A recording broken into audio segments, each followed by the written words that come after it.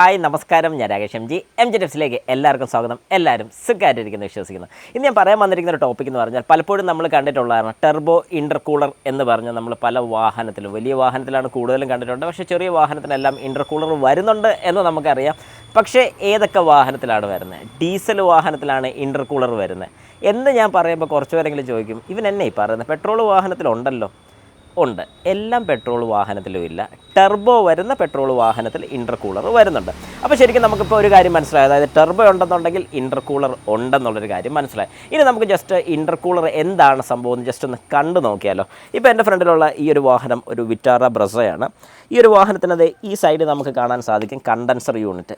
ഇതിൻ്റെ തൊട്ട് സൈഡിലായിട്ട് തന്നെ ഒരു കുഞ്ഞ് സാധനം ഇരിക്കുന്നതാണ്. പക്ഷേ അതും ഏകദേശം ഒരു റേഡിയേറ്ററോ കണ്ടൻസറോ ഒക്കെ പോലെ തന്നെ ഇരിക്കുന്നൊരു യൂണിറ്റാണ് നമുക്ക് കാണാൻ സാധിക്കുന്നത്. ഇത് ഇങ്ങനെ ഇരിക്കായിട്ട്. ഓക്കെ, അപ്പോൾ ഇത് ശരിക്കും എന്താണ് സംഭവം എന്ന് ചോദിച്ചു കഴിഞ്ഞാൽ ഇവനാണ് നമ്മൾ പറഞ്ഞ ഇൻ്റർകൂളർ. അപ്പോൾ ഇൻ്റർകൂളറിൻ്റെ ശരിക്കുള്ള ഫംഗ്ഷൻ എന്താണ്, അല്ലെങ്കിൽ എന്താണ് ഇൻ്റർകൂളർ ചെയ്യുന്നത് എന്നുള്ളത് നമുക്ക് ജസ്റ്റ് ഒന്ന് നോക്കാം. അതായത് നമുക്കിതിൻ്റെ ലൈൻസ് ആദ്യം ഒന്ന് ജസ്റ്റ് ഒന്ന് നോക്കാം. ഈ ഒരു ലൈൻ പോകുന്നത് ഇതിലേ വന്ന് ഇങ്ങനെ കയറി ഇവിടെ വരുന്നുണ്ട്. ഓക്കെ, അത് നമ്മൾ കണ്ടു. ഇൻലെറ്റ് മാനിഫോൾഡിലോട്ട് പോകുന്ന ഒരു യൂണിറ്റ്. ഓക്കെ, ഇവിടെ നിന്ന് ഇങ്ങനെ പോകുന്നു. ഓക്കെ, ഇനി അടുത്തൊരു ഇത് നോക്കാം. ഇതിൻ്റെ താഴെ ഇവിടെ നോക്കിയാൽ കാണത്തില്ല, മേളിൽ കൂടെ നോക്കാം. അവിടെ ഒരു വണ്ണം കൂടിയ പൈപ്പ് വരെ നിങ്ങൾക്ക് കാണാൻ സാധിക്കും.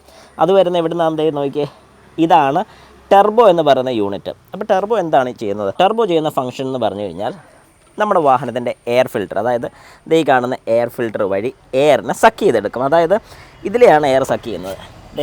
ഈ ഒരു പൈപ്പ് വഴി ഇതിലേ കയറി എയർ ഇതിനകത്തോട്ട് വരും. ഇതിലേ നേരെ ഇങ്ങനെ വന്ന് നേരെ നമ്മുടെ ടെർബോയിലോട്ടാണ് പോകുന്നത്. അതായത് സക്ക് ചെയ്തെടുക്കുന്ന നേരെ ഇതിലേ ഇങ്ങനെ വന്ന് നേരെ ടെർബോയിലോട്ട് പോകും. ടെർബോയിൽ നിന്ന് അത് പ്രഷറൈസ് ചെയ്ത്, അതായത് നല്ല പ്രഷർ ആക്കിയിട്ട് നേരെ ഇതിൻ്റെ ഏറ്റവും അടി പോർഷനിലോട്ട്, ഇതിൻ്റെ താഴത്തെ പോർഷനിലോട്ട് വരും. ഇതിൽ നിന്ന് നേരെ ആ എയർ മേളിലോട്ട് വരും. എന്നാൽ പിന്നെ ഡയറക്റ്റ് അങ്ങോട്ട് കൊടുത്താൽ പോരെ, എന്തിനാ ഇതിങ്ങനെ ചുറ്റിപ്പോകുന്നത്? ഇങ്ങനൊരു ചിന്ത നിങ്ങളുടെ മനസ്സിൽ വരുന്നുണ്ടെങ്കിൽ ശരിക്കും നമ്മുടെ ടെർബോ കറങ്ങുന്ന സമയത്ത് അവിടെ ഹീറ്റ് ഉണ്ടാകും, ചൂടാകും. ആ ചൂടായിട്ട് വരുന്ന എയറിനകത്തും ചൂടുണ്ടാകും.